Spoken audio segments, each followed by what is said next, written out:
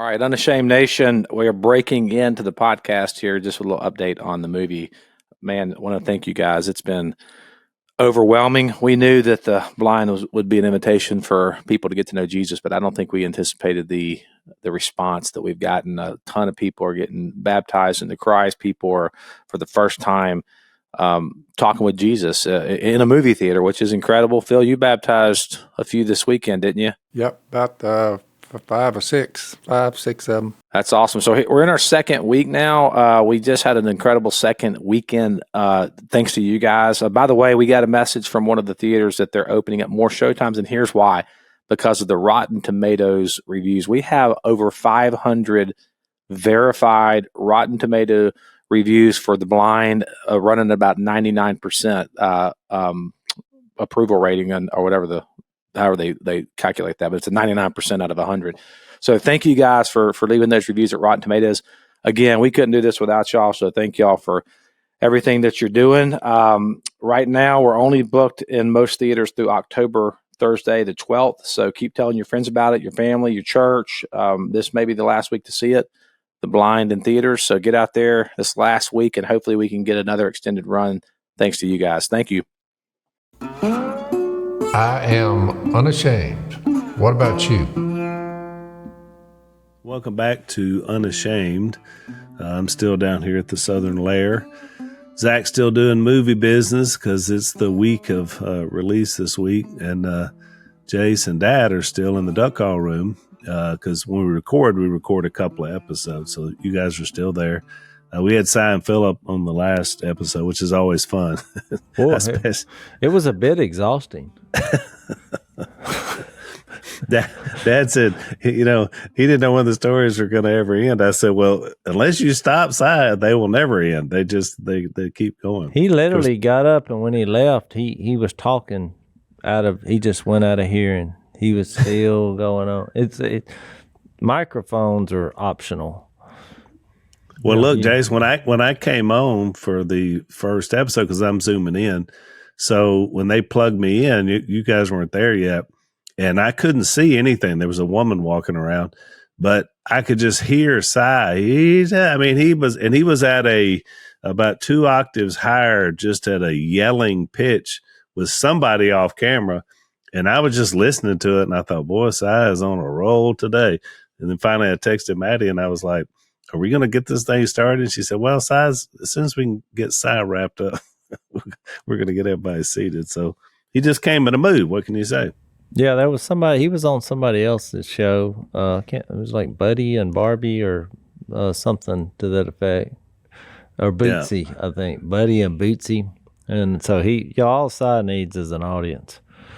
Oh, yeah. So it was fun. So I didn't go teal hunting today. Yesterday, which we filmed some podcasts yesterday, we had a great hunt. And a pile of ducks on the table. Had a pile of ducks. And so what had happened was, so today, because I have very few days off, I'm going to Colorado this weekend for an event. I would tell you, but by the time this airs, that will be gone. Yeah, it'll be over. So I'm not going to invite you. But... Well, I'm seeing my buddy. You remember Trent Langhofer. So for the next podcast, I'll tell you how that went. So we're having some kind of men's retreat, and he invited me. We love their family. And so I'm going to do that.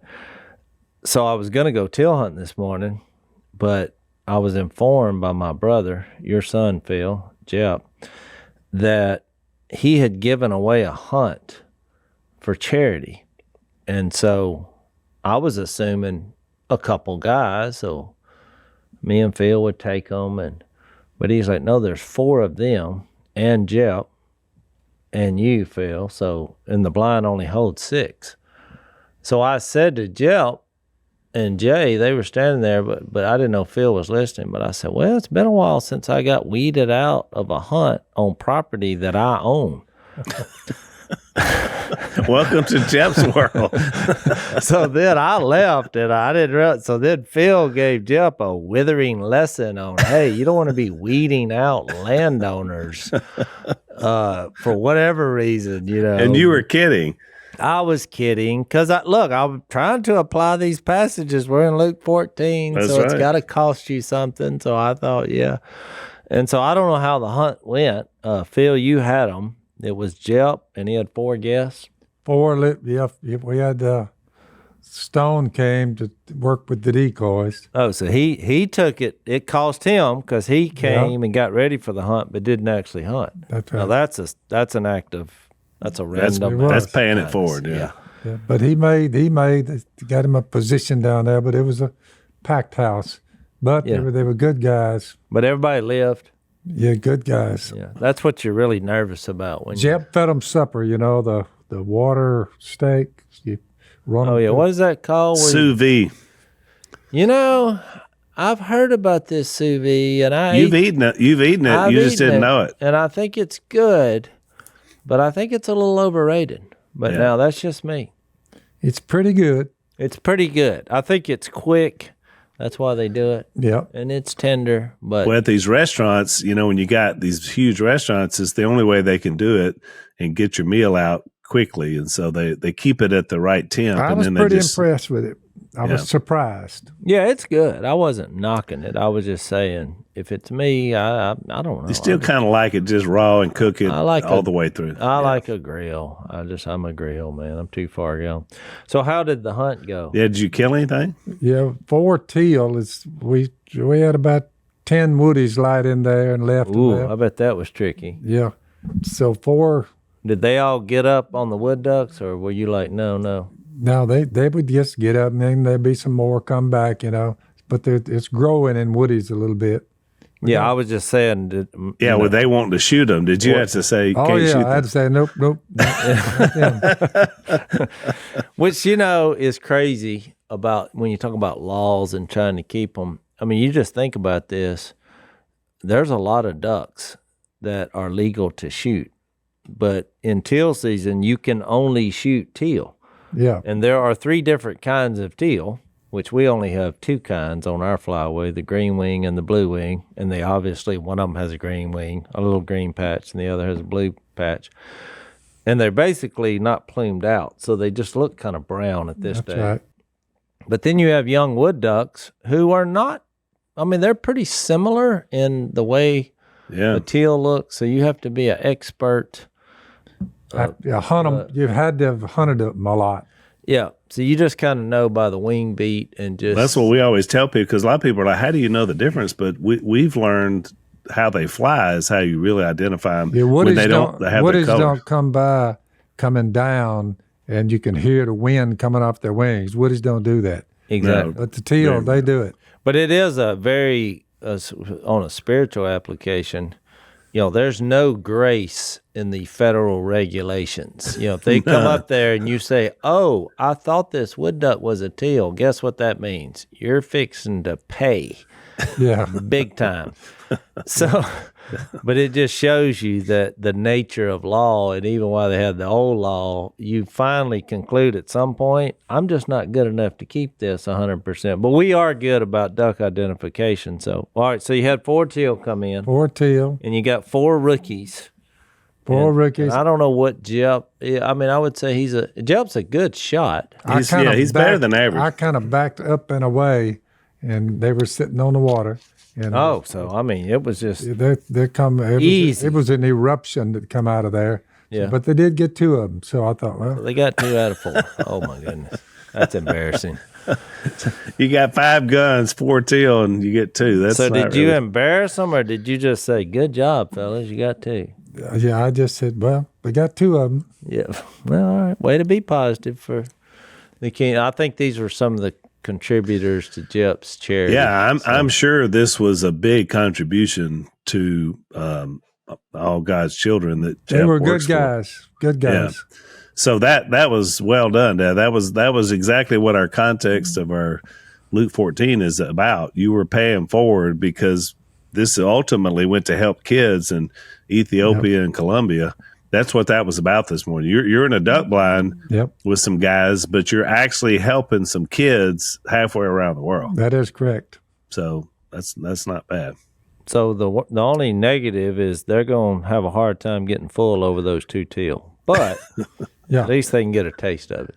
Yeah. Or they may have some leftover sous vide steaks they can eat. I think Martin and them are worked out a deal where they're going to hunt there, and he has more teal at his place, so he pumped his up. But he's down there. He's hearing those shots below us. He knew those guys. Yeah. Yeah, that was them. I see. Yeah. So the shooting sort of dried up there, though. They said that they're pretty well done. Well, the one thing I've noticed about old Martin through the years, Martin is very good at making sure he's going to be at some really good hot hole where there's a lot of ducks. Yeah. It fits our story, Al. He's connected. He's well connected. He's well connected. And even his story, which sometime we need to have him tell his story on our podcast, and I don't remember all the details, but he basically started working for Duck Commander and never got hired. He was kind of like Kramer on that Seinfeld episode. He was working at a place, but nobody had ever actually hired him. And so when they got ready to let him go, Kramer, he was like, well, I don't really work here. And they said, yeah, I know. That's what makes it so hard. Yeah. People love you, and so that's what Martin did. He just kind of hung around long enough to start getting a paycheck, and next thing you know, he's running the whole company. It is crazy. He started working here without getting paid. It was just volunteer. Fast forward a few years, and he's running the place. Yep. So there you go. And he's running it well. He is, because the man knows everybody in the outdoor industry. I mean, he really works hard to connect himself to other people. So you're right, Jason. In a lot of ways, that's kind of the structure by which we were talking about these Pharisees and kind of how they networked to build their own base, which is kind of I mean, their social order, and they were more family oriented. That's why when we get to the family in the end of this chapter, I mean, that's just what that was first priority in your life. Moving up the social ladder and the economic ladder was dependent on how your family was viewed, the relationship you had, and what kind of parties you would throw to get connected. And so we read that in Luke 14, where they basically had they were spying on Jesus to see if he would heal on the Sabbath, it's one of those things, if you step back a couple steps and realize, this person has the power to change this guy's life. He healed this guy who was, had this swelling, and Jesus turned it back around on him, because he was like, well, wouldn't you get your ox or donkey out of a ditch? Why not give this guy freedom and compassion? And I'm healing. So they didn't have anything to say. And so then he gets into this about being humble and not trying to pursue places of honor at a worldly event, which was pretty much what it is. It was just your interests are selfish. We were talking about that being connected, though. It made me think of our old pal Red Dog, W.E. Phillips. We've talked about him before. He used to be on our Duckmen videos. He's in the strangest situation I've ever seen. We go up and hunt with some landowners in Arkansas where he lives, and he's hunted with them for years since he moved up there. And when you go up there, he's telling everybody where they're going to hunt, which hole we're going to hunt. And I was like, does he own any of this land? And so I asked him, I was like, are you in with them? And he's like, what do you mean? I was like, well, you're in charge. I said, do you own any of this land? He's like, no, I don't own any of it. I was like, well, how did you get in a situation where here's these guys who own all this land, and you're in charge of telling everybody who's going to hunt where? Talking about weeding people out who own the land. And he said, well, I got connections, I was like, what connections? How do you even pull that off? Have you noticed that? Oh, yeah. He's dictating policy, and he's just a guest. No, I tell you how he did it. He did it like Martin did it.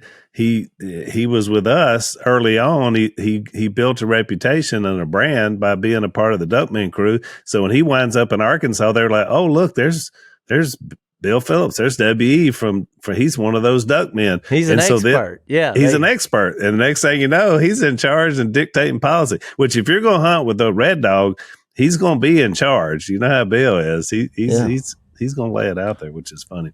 Yeah, it's pretty crazy. So one of the best things about Christianity and Jesus leaving his church here on earth to be able to be his body until he returns is that you have accountability with each other. One of my favorite passages is Proverbs 27:17. As iron sharpens iron, so one person sharpens another, with the idea that we look out for each other. And one of our sponsors is a great group. I love these guys. They've been around for over 22 years, helping men especially, but men and women. They're called Covenant Eyes. And their main goal is to help you with accountability, especially when it comes to the internet, things you look at. It's good for your children to be able to protect them and what they see. Jesus said that the eyes are the window to the soul and the heart. And so the things you see make a big impact. They've done some statistics. 90% of children ages 8 to 16 have viewed pornography online. Most of that was done while they were doing their homework. So you see it starts early. The evil one has a terrible end to the hearts and minds of our kids. So we want you to check these guys out. You get a free 30 days of Covenant Eyes when you go to covenanteyes.com and you enter the promo code Phil to get started. So it's 30 free days of Covenant Eyes. It's you will love this product. It's very protective for you. It's accountability, which is biblical. covenanteyes.com. Enter the code Phil and get started today.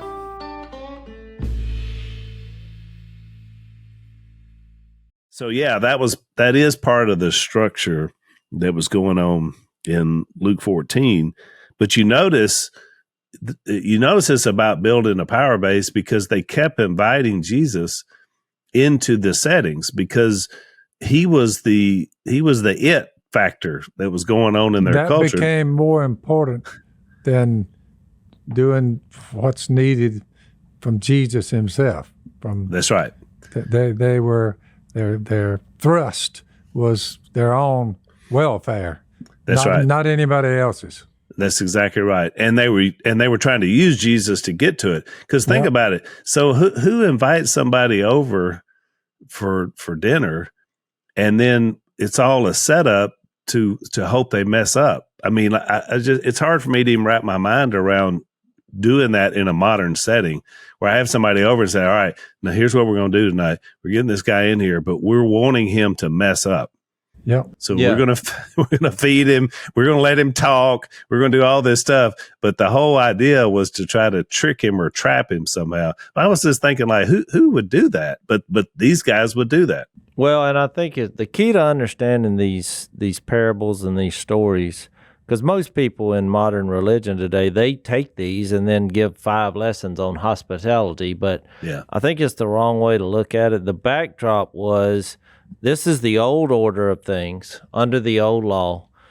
He's headed to Jerusalem. He's addressing the problem with putting your faith in the way the Jews were functioning under the old law. He's bringing a new kingdom. That he's the fulfillment of the law. There's going to be a new way to approach the living God, and it's going to be through him.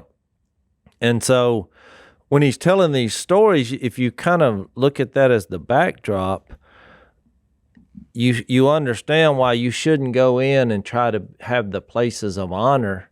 That's right. At a banquet, because this is fixing to be about humility, not your self-righteousness exaltation, because none of us can keep the law well enough to warrant salvation.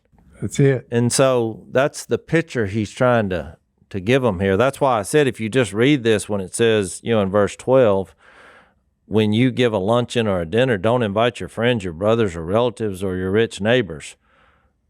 I mean, you're like, wait, what? Is it wrong to do that? And I guarantee you there's some... They had it fixed up so because of their mode of operandi was nothing for Jesus, nothing for God.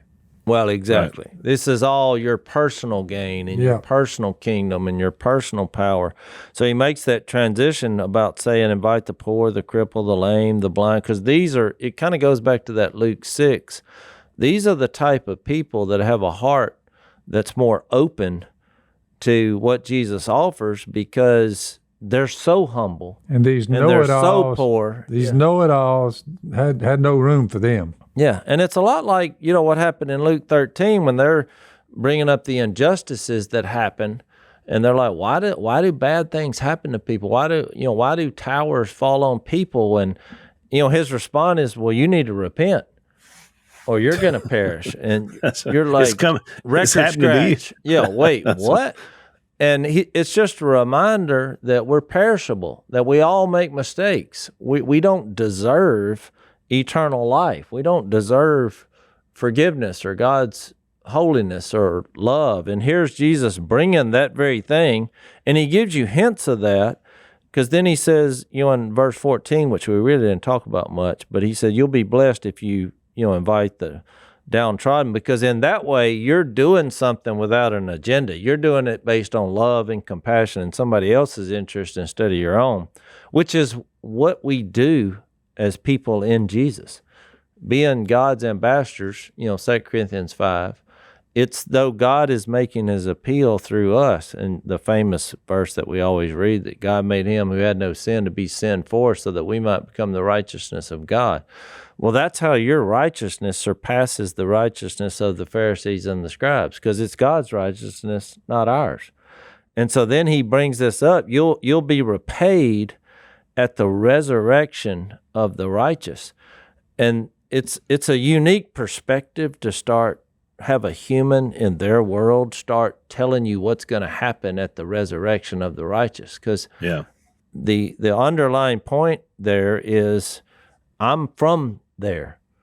I'm an eternal being. I'm not going to, even though I die, I'm going to live. I know what's going to happen. And they're like, well, what are you saying? And their faith was not directed at him.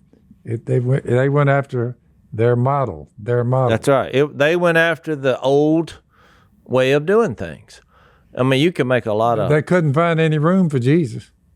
No, they just couldn't wrap their head around it. Nope. But I thought, here's one claim that he made, that post-resurrection is so encouraging for us.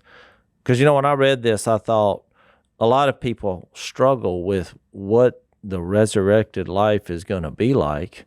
And in this context, I think it was just in the parable about reward, but the reward is that you're with Jesus forever. I mean, everything else that's going to happen, and people often try to imagine, and we've had many podcasts in the past about, well, what exactly does that mean? But if you really just think about it, I mean, God's given us a body, and we have 5 senses. But what if the resurrected body, the imperishable body, let's say it has 1,000 senses? I mean, the very fact that we can see and hear and touch and feel and think and all these things, well, where's the limit with that? I mean, we're talking about a created being. I mean, a God that created us like this, but when you start moving us to imperishable, I mean, Jesus still had a body. He ate some fish.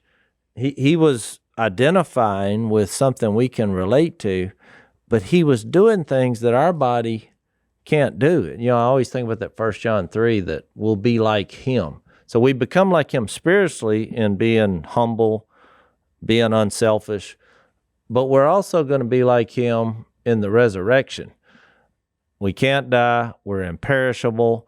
Who knows what we'll be able to do, because our minds is, we're trapped in this 5 sense body. And not only that, Jace, the human brain, researchers, by studying the human brain, have figured out that you only use about 12% of your brain. I mean, the rest of it is not even being used. And that's to do everything we can do a lot of stuff. And there's a lot of really smart people. But what's going to happen when that 88% is turned loose in the resurrected body? I mean, you're exactly right. I don't know what all will be capable of, but I know one thing: it'll be way more than we're doing right now. I want to be in that line. I want to check it out. I'm not going to miss that. They had a click going, But when you give a banquet, invite the poor, the crippled, the lame, the blind, and you'll be blessed, although they cannot repay you. That's what all of us is about. The people didn't have the wherewithal to have any effect on them. Although they cannot repay you, you'll be repaid if you'll allow everybody to come into the clique you got at the resurrection of the righteous. So it's all going to come forth when this all ends. But you need to reach out to the poor and the downtrodden and the ones that don't have enough money to pay you anything. You just need to be kind to them and love them. But that's where they went wrong.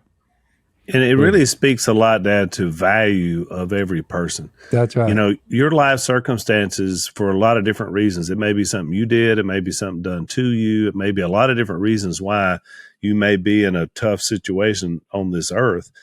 But ultimately, when you're thinking heavenly and you're thinking kingdom, it doesn't matter. I mean, the status of being a Christian, a son or daughter of the Almighty, or as Jesus said earlier, a daughter of Abraham, he's like, she's no less than you, synagogue ruler. I mean, that's what he said back in 13. That is correct. So he adds the value. And so it's interesting, Jace, because in this text, so Jesus basically he's at this dinner party that he's been invited to. It's on the Sabbath. He knew it was a trap. He, as we said in the last podcast, he reset the trap on them by forcing them to be quiet, which they did. But he basically gives them 3 rebukes here. One is about them being hypocrites, and then one is about them wanting the honor seats, and then one is about the motive of why they're having these gatherings to begin with.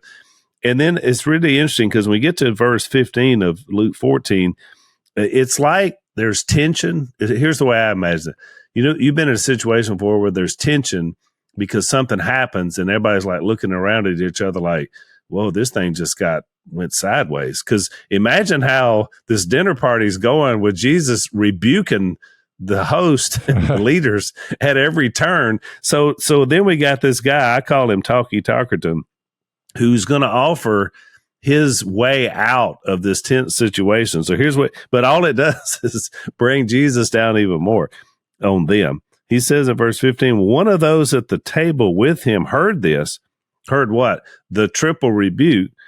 He said to Jesus, and I think this was his way of trying to, let's talk about something we can all agree on. Blessed is the man who will eat at the feast in the kingdom of God. And so that's his way out of this situation, because he's like, well, yeah, we got all these reasons we're here, but we're all blessed because we're going to be eating in the kingdom of the kingdom feast. And of course, Jesus' whole point, which he's about to make when I read the rest of it, is you boys you're on the outside of the feast. You still don't understand the purpose of what we're doing. But have you seen this before, Jace, where somebody tries to call it a clique? I mean, they had a clique and they would reach out, none. So we're super excited because one of our new sponsors, Jace, you know quite well because they're one of your sponsors as well. Yes, Garrett Metal Detectors. I actually met them when I pulled up into their parking lot and knocked on the door. And I said, I'm fixed to do a treasure hunting show. I had done the research and I was like, made in the USA. They've been doing it 60 years. And so really the relationship with those guys is what flourished. And I said, y'all been doing this 60 years. Let's get the best one after 60 years of trial run, and I'll put my name on it if you pull it off. So actually, Jace, there are 3 different Jase Robertson Signature Edition detectors, which is pretty awesome. And it's the same ones you guys use on the show, right? Same ones. Yeah. So the proof is in the detector. So you said before, finding treasure is biblical. It's also fun. It's something you can do outside, which is great. So there's a lot of great things about it. It's good, clean fun. So if you order one of these Jase Robertson detectors direct from Garrett, they're going to throw in 3 free accessories: a camo dig pouch for all your finds, a keeper's box to protect your best finds, and a real tree camo cap with Jase's signature on the bill. There you go. Man, that's a lot of free stuff. Dad, I may have to get me one of these. These Jase detector specials are available only at garrett.com/store. That's GARRETT.com/store, and get your order in today.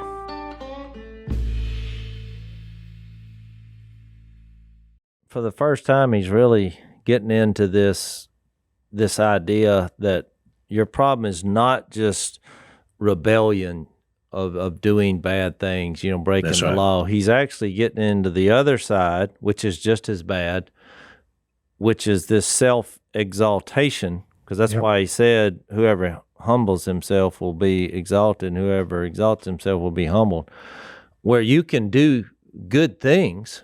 Because these Pharisees, look, these are model citizens who are breaking very few laws. With no godliness. And they're a million miles away from God. And so and look, even in our modern religion today, people are spending 98% of the sermons talking about the self-indulgent sins and not the self-exalting sins, which are good things. Yep. It's by doing good things that you think somehow you are God-like.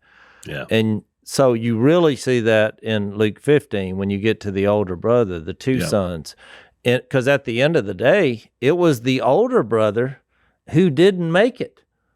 I mean, it kind of is a cliffhanger, 3 parables on why Jesus was eating with tax collectors and sinners. But, the prodigal son, he did come back. He came to his senses. But the older brother, when the story ended, he didn't have a relationship with the Father, and he was trying to use the Father for his own personal gain, and he was hiding behind his own righteousness. Yeah. And so... And Jesus left that hanging on purpose, Jez. You're exactly right.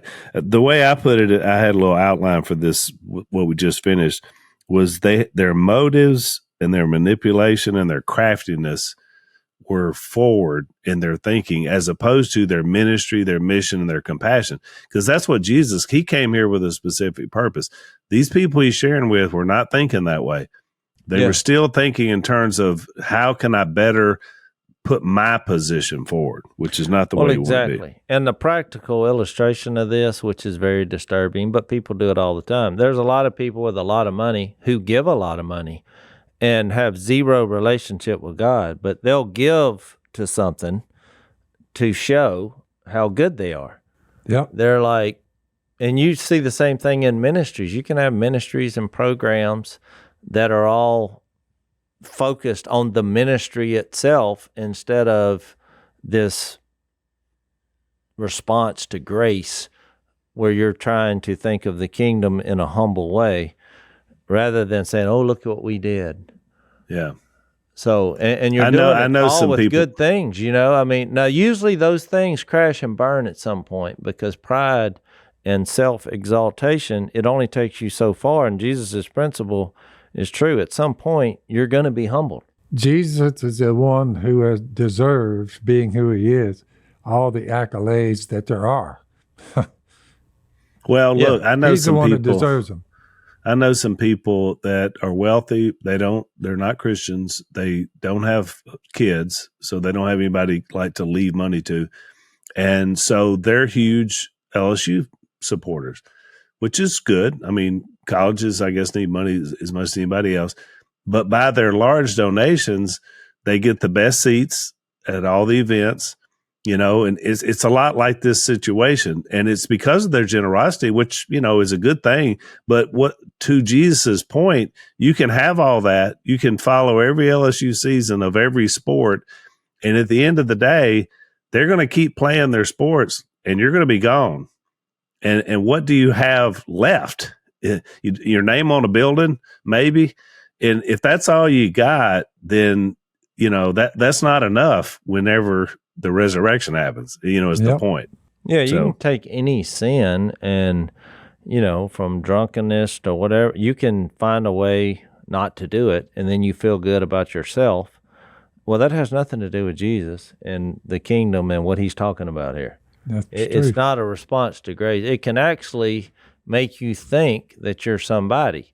Now, is it a better lifestyle in the short term? Yes, because you freed yourself from whatever was, had you captive. But Jesus is taking this a lot further. And he who exalts himself will be humbled. You're still not going to be able to take away your sins. You're still not going to be able to come back from the dead. And you're still not going to be humble and open-minded to what you should be doing in your life. Yeah, and I mentioned Philippians 2 on the last podcast, which says when Jesus comes back, every knee will bow. And so ultimately, no matter what you accomplish in this life, it's not going to matter if you don't have a relationship with him, which is kind of the point of the banquet. Let me read the rest of this text. So this guy makes this comment, blessed is the man who will eat at the feast in the kingdom of God. And that's a true statement. That's not a bad statement. It's just, I think he's trying to break the tension is why he says it, but who knows? Jesus says to this, so he doesn't even directly answer it. He gives another parable. He says, a certain man was preparing a great banquet and invited many guests. So he's at a dinner party and he's now telling a parable about a setting similar. At the time of the banquet, he sent his servant to tell those who had been invited, come, for everything is ready now. So people have accepted, they've RSVP'd, now they're coming. But they all alike began to make excuses. The first said, well, I've just bought a field and I must go and see it. Please excuse me. Another said, well, I've just bought 5 yoke of oxen and I'm on my way out to try them out. Please excuse me. Still another says, well, I just got married, so I can't come. The servant came back and reported this to his master. Then the owner of the house became angry and ordered his servant, go out quickly into the streets and alleys of the town and bring in the poor, the crippled, the blind, and the lame. So now he's used some of the same language he had just rebuked him with earlier. Sir, the servant said, what you ordered has been done, but there's still room. Then the master told his servant, go out to the roads, the country lanes, and make them come in, so that my house will be full. I tell you, not one of those men who were invited will get a taste of my banquet. So that's his response to all will be blessed who feast at the kingdom of God. So you got to think about this. He kind of gave an absurd parable showing the absurdity of turning down Jesus's invite. That's right. Because if you just really look at it carefully, these excuses, they were not practical, because they look at each one, take each one on its own. He's like, well, I just bought a field and I must go see it. Well, it's not going anywhere. I mean, is that really an excuse? And the second one, same thing. Well, I just bought 5 yoke of oxen. I'm on my way to try them out. You couldn't try them out tomorrow? Well, so the other's like, well, I just got married. Well, bring her. I mean, there's no deep thoughts here. He's just saying, whatever excuse you have for missing the kingdom of God, eternal feast and banquet with the creator of the universe, it's absurd. Yeah. It's a very strange story. He's not being authentic. I think he's being sarcastic on purpose, because none of these things are really that good of excuses.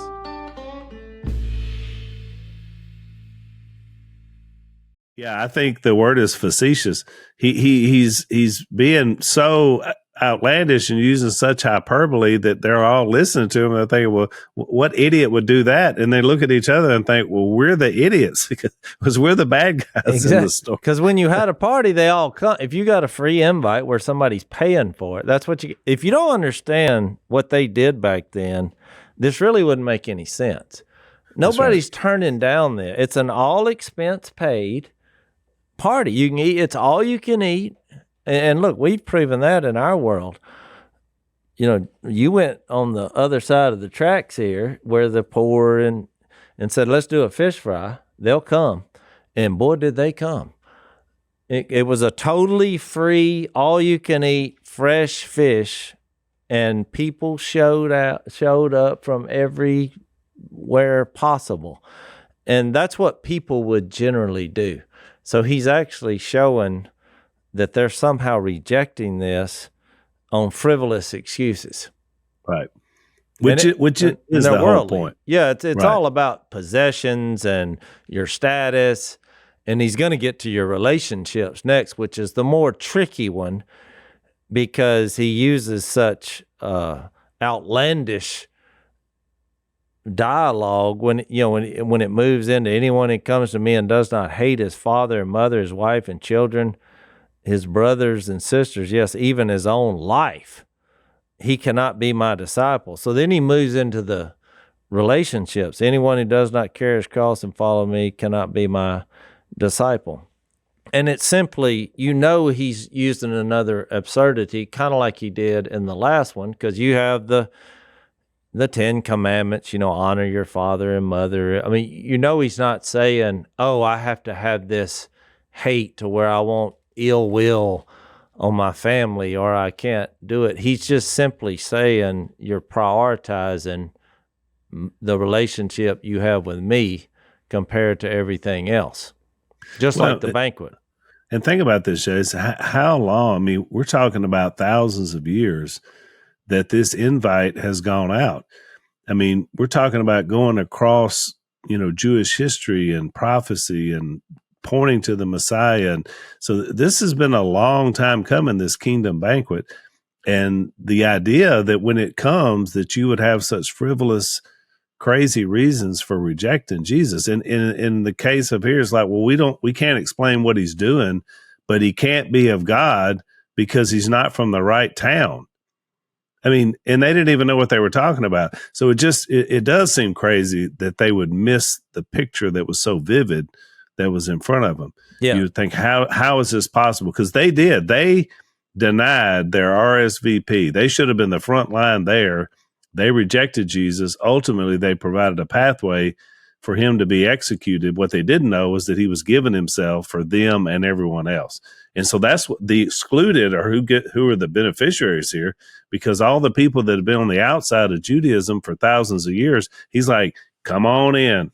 There's room for everybody. Yeah.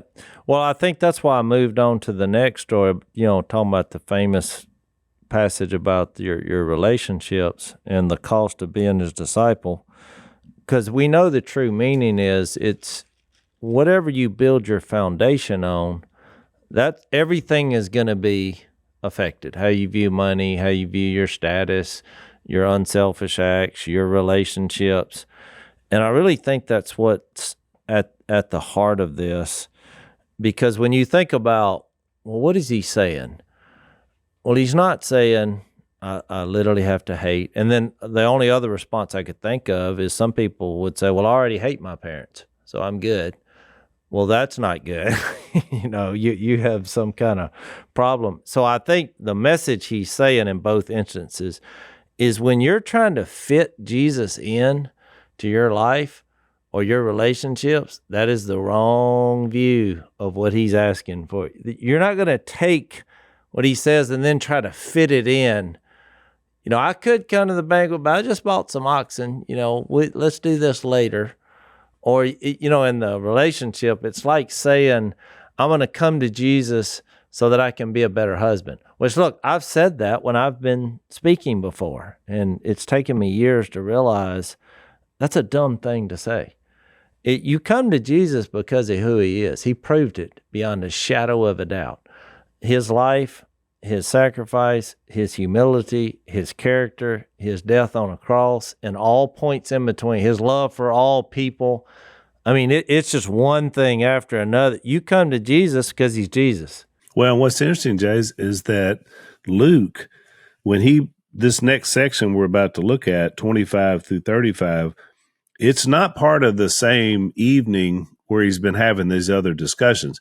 Luke takes another time because it says large crowds were traveling with Jesus and turning to them, he said. So he includes this next section where he does, I think, to address what he's been talking about the kingdom. Because the question then would become, if you were reading that other, you say, well, how do you get an invitation? What does it take to be invited into the kingdom? How would I get to this feast that Jesus is talking about? So I think that's why he includes this, and that's why he still uses the same hyperbole and this same, vigor to say, look, you've got to be all in on Jesus, and which is really what this context is about. Let's take our last break.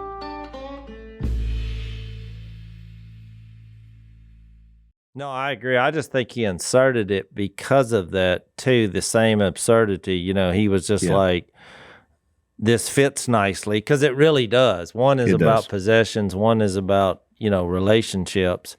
And I mean, let's face it, he also said that he didn't come to bring peace earlier, and families would be divided. But if your family member is telling you to deny Jesus, well, I wouldn't follow their advice. And they may get mad at you, or, whatever the cost is. But we always say this, I don't see how you can even have relationships without Jesus as the basis. Yeah. I know it's happening, and I know people work out situations where they can live under, one roof and have an arrangement. But when you apply all the spiritual principles and the eternal nature of it, Jesus's way is better, because it is the true foundation for grace and forgiveness and for purpose and for eternity. Yeah, I think you're right. And the word, I guess, of course, it's not in it is in the text, but it's in the little heading.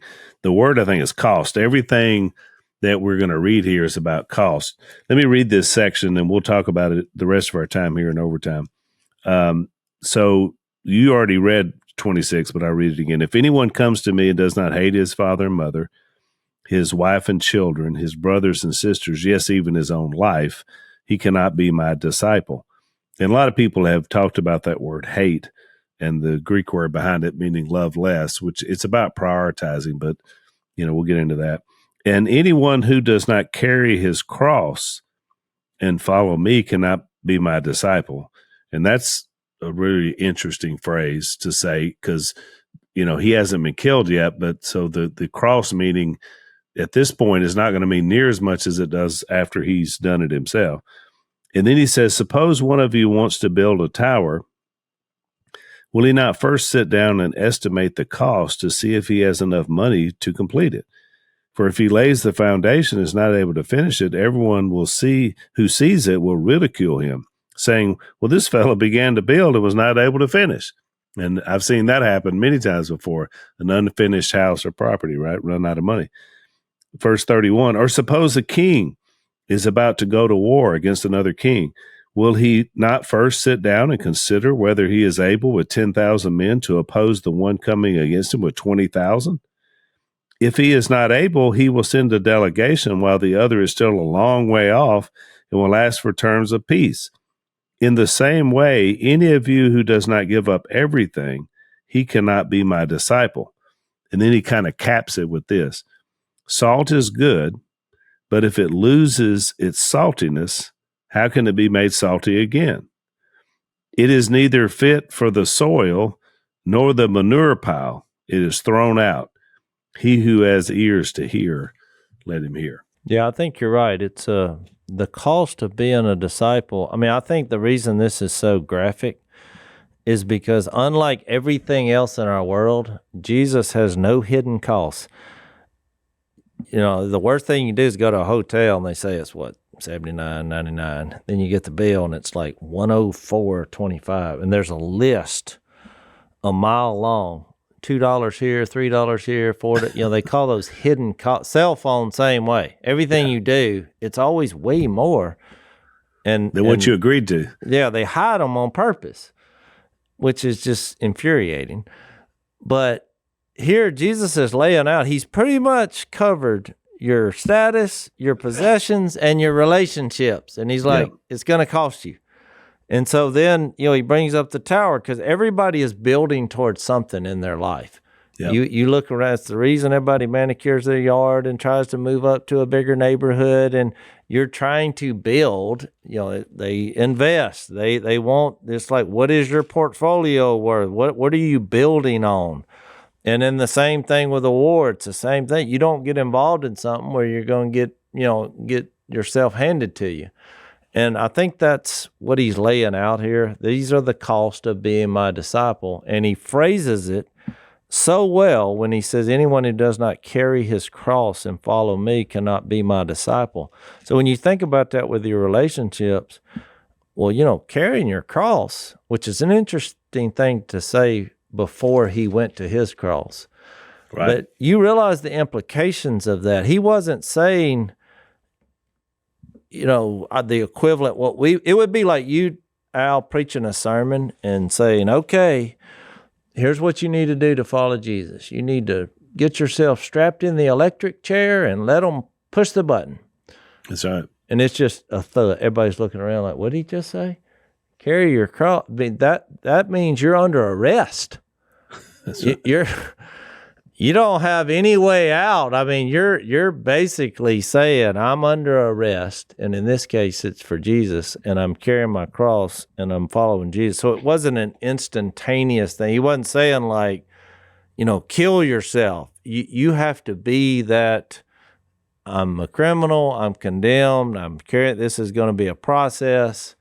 It's a humiliating process, Jase. To further your illustration, I would also have to carry my own fuses for them to electrify the electric chair, because that's what they were doing with the cross. The reason they had the criminal the prisoner carry his own cross was to humiliate him. You're now dragging along the very instrument that's going to slowly suffocate you as you die on it. And so that's the whole idea. We have to be willing to do whatever it takes to be in Jesus. This is one of the things that bothers me sometimes about a lot of people trying to do a quick attempt to get people to embrace who Jesus is. And it's like, well, just, say this prayer and that's it, and I'm like, whoa. It's so much more than that. Yeah. I mean, it is a total commitment of who we are. And you're right. There's no hidden cost with Jesus. He lays it out.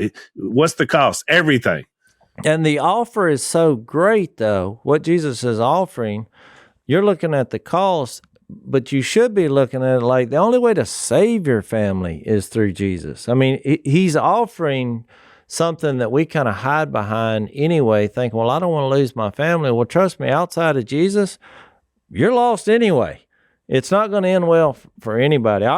Tim Keller had a really good sermon on this Luke 14, and a lot of the thoughts I got from him. But he told a funny preacher story about this status and your possessions and parties and not having honor. And he's like, there was a rich guy who owned a cattle farm, and he made a decision, that he was going to give based on how many cows that he was going to get the next year or whatever. So he had a cow that was given birth, and it turned out, they figured out that it had 2 calves. And so he was excited because he was thinking about all the money. And so he went and told his wife, he's like, look, I've made a commitment that I'm going to give one to the Lord. We're going to take the money that we get off, one of the twin calves are going to be born. We're going to give that to the Lord. She's like, that's great. You got a great heart or whatever.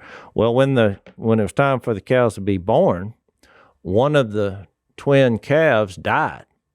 And so when he came into the house, he said, well, honey, I got some bad news. And she said, what's that? And she said, the Lord's calf died. And the point was, how did you know that was the Lord's calf? But his point was, that's the way we want to do. We want to do some great gesture for giving until that happens. And then all of a sudden, well, we got to take care of ourselves first. And that's what Jesus is addressing. Yeah, no, this is not some kind of barter system on where you're trying to fit Jesus into your life and you're going to give based on, how your current lifestyle is going. He's like, bring it all, be willing to give up everything. That's why the other profound verse is in 33. In the same way, any of you who does not give up everything he has cannot be my disciple. You're either going to trust what Jesus is offering or you're not. Yeah, you got to know the cost. All right, we're out of time. We'll flesh this out a little more. There's so much good stuff in there. So we'll talk about it more in our overtime segment. If you want to join us, blazetv.com/unashamed is where we'll be. Thanks for listening to the Unashamed podcast. Help us out by rating us on iTunes. And don't miss an episode by subscribing on YouTube, and be sure to click that little bell to get notified about new episodes. And for even more content that you won't get anywhere else, subscribe to Blaze TV at blazetv.com/unashamed.